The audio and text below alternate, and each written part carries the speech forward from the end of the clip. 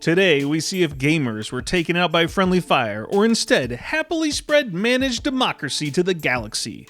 Let's find out if anyone played Helldivers. Ladies and gentlemen, welcome. I am BD and this is Did Anyone Play, a series where we investigate, analyze, and determine the truth about how much gamers have actually played a game like Helldivers. How do we do this? We use trophy and achievement milestones within games, and then compare those results to an ever-growing database to evaluate and rank games compared to the rest of the industry. Using objective data and statistical comparisons, we can draw conclusions.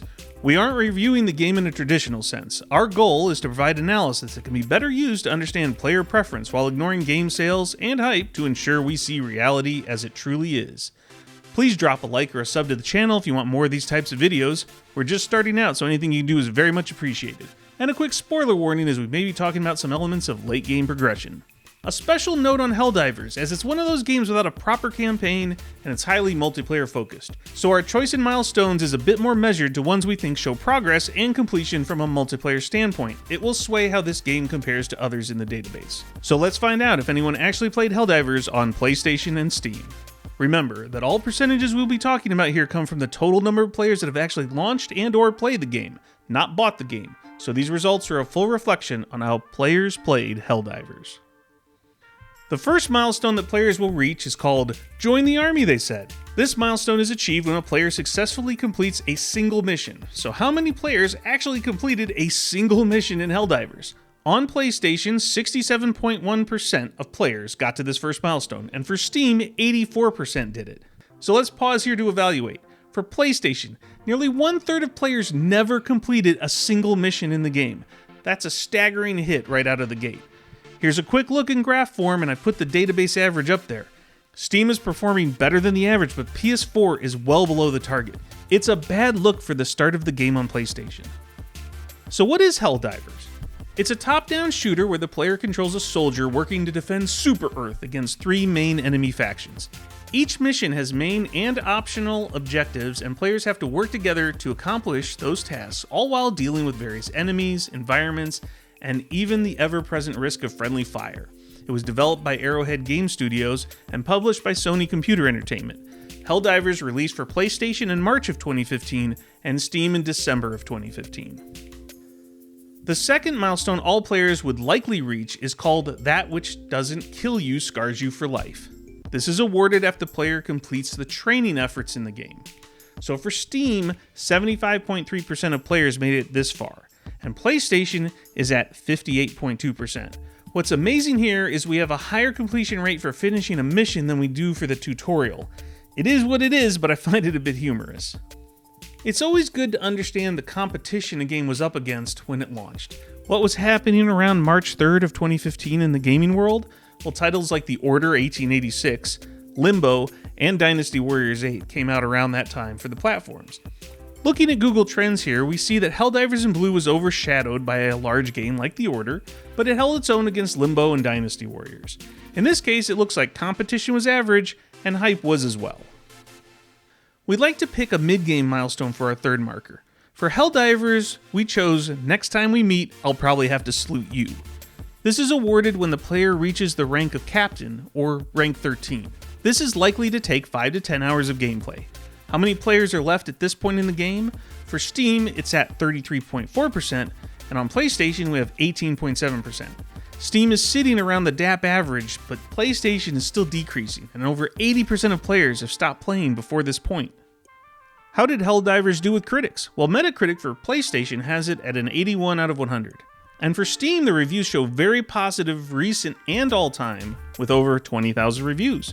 So these are very good reviews, and you can see that even major review outlets scored Helldivers very strongly. The reception was very good for the game overall. The most important milestone is our fourth one. Normally this is for completing the main story of a game, but in this case it will be for completing a final assault on an enemy home planet. It's based off when the community is winning, so there are some dependent criteria, but it does well to represent spreading democracy in the best possible way. It definitely shows how many players finished the game's goals and truly played Helldivers. This milestone is called Spreading Managed Democracy. Where does Helldivers end up on the different platforms? On Steam, 22.2% of players completed the game, and for PlayStation, it was 11.6%. Let's pause here since we've reached the end. We want to check the percentage of players that quit each platform after making it through the first milestone but failing to reach game completion. Here, all platforms are doing worse than the database average. Steam is close, but PlayStation really underperformed in this area. Players struggled to stick around for the larger multiplayer milestones. Finally, to get a feel for how the completion is treating this game, the rare Milestone 5 chosen for Helldivers is called a shining inspiration to us all. This milestone can be achieved if the player achieves the rank of Grand Lord or rank 25. For Steam, 2.8% of players reached this rare milestone, and for PlayStation it was 1.9%. Now let's see the full picture. Here are the raw milestones for our platforms for Helldivers, and we have also added the database averages for each milestone in gray for comparison purposes. Let's get into it. Right off the start, we see that Helldivers was better received on Steam than PlayStation. Being a multiplayer game, we have to look at both Milestone 1 and 2 at the same time. So Milestone 1 is for successfully completing a single mission once, and Milestone 2 is for completing the tutorial. Knowing this, I think it's hard to hide the fact that a lot of people never made it through these first two fairly straightforward moments in the early game. Helldivers just had trouble holding on to players at the early stages. It could be due to game difficulty, not holding the player's hand much, or that the gameplay just didn't click, but whatever it was, there were definitely struggles. You can even see that as we move to Milestone 3, the drop-off is large for both platforms, and that's really just 10 hours in. What's interesting is that from Milestone 3 to 4, we see less drop-off, so players that have invested in the game up to 5 to 10 hours mostly keep on playing till the end.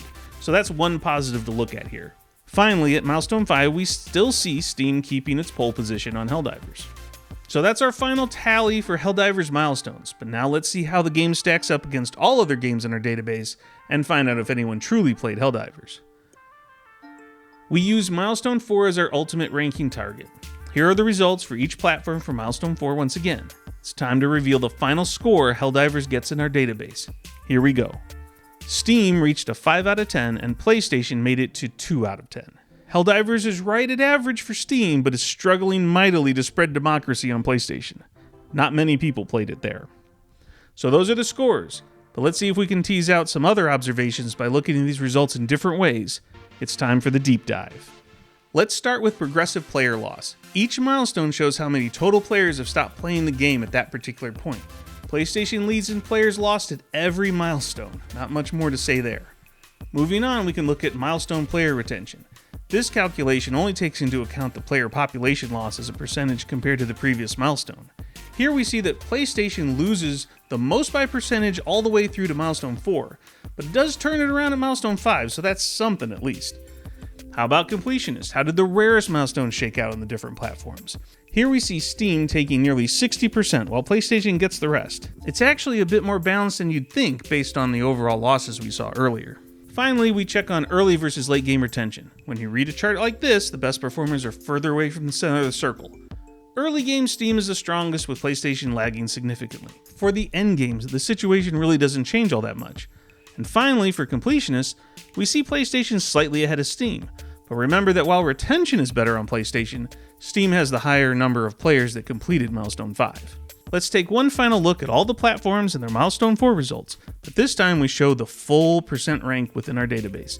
This is to give you a detailed view of how the rankings played out. Use this data as you will. Let's wrap this up. So what are our major takeaways from all the data? For Helldivers, the largest issues we saw all came from the early player retention. Having large losses show up at the earliest milestones is always hard to overcome. It can't be understated how many players were lost before they ever completed a single mission or even the tutorial. The simple fact that the tutorial is less completed than a mission is also a sign of a game design deficiency. If the player doesn't quite know how to play the game completely, they will get discouraged. If they can't complete the first mission in a straightforward manner, they may get discouraged. What we seem to see here is a portion of the player base get discouraged and leave. We can see the effects even stronger then when we just look at PlayStation. With a DAP rank of 2, not many people played Helldivers on PlayStation. The drop-off right at the start is huge and very hard to recover from. It's possible that the type of game Helldivers is just didn't click on console as much as Steam, but that's pure conjecture. And we have to take evaluations of pure multiplayer games with a grain of salt, as they have radically different experiences than single-player games as well as a potentially different style of player base. That being said, Helldivers getting a DAP rank of 5 on Steam is solid. A lot of players played Helldivers considering the accomplishments needed to reach that Milestone 4 set for Helldivers in the first place. Helldivers is a fun game to talk about, and I can't wait to look at how Helldivers 2 compares when we give it enough time. The inspiration for Helldivers comes clearly from satire like Starship Troopers and inspiration from Aliens and Terminator. It creates a fun thematic wrapper around a great core game with fun multiplayer concepts, strong team play, and crazy friendly fire situations. It's a unique take on the top-down shooter and made its mark on players who played it. And that's a wrap. If you enjoyed this video, don't forget to do all the YouTube support stuff. I'd love to read any comments you have down below. What conclusions do you all take from this data? And of course, feel free to suggest the next game we should look at to determine if anyone played it. Until then, take care of yourself and each other.